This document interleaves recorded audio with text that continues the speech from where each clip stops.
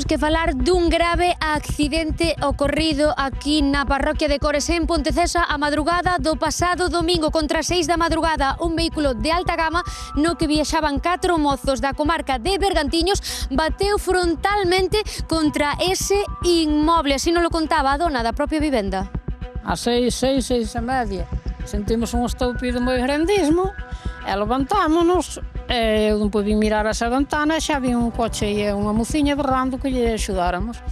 E aquí din que nin o freno pisou, debiu de quedar dormindo. E xa entrou diferente cara. Xa entrou diferente, non pescou estes portales, se os pescara xa meteríase aí. Dous mozos, Un era veciño noso, unha mociña era de Malpique, o que tiña o coche era de Ponteceso. E outra diz que é unha moza que está de vacacións.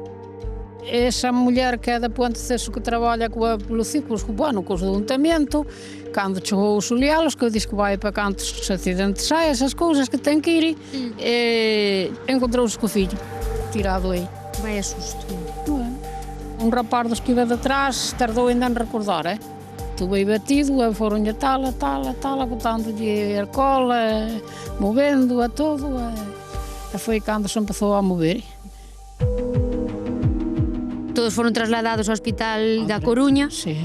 Parece ser que, bueno, afortunadamente están fora de perigo, algún máis xa foi dado de alta. Sei que solamente quedou un.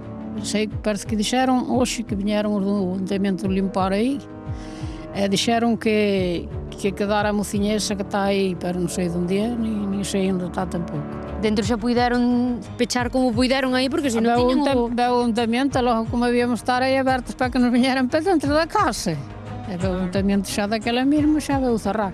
Claro, podemos falar casi, María, dun milagre, non? Porque que non houbese danos maiores nin danos personais, casi co impacto este tan forte, casi é un milagre. Sí, pero foi polo coche que tiña.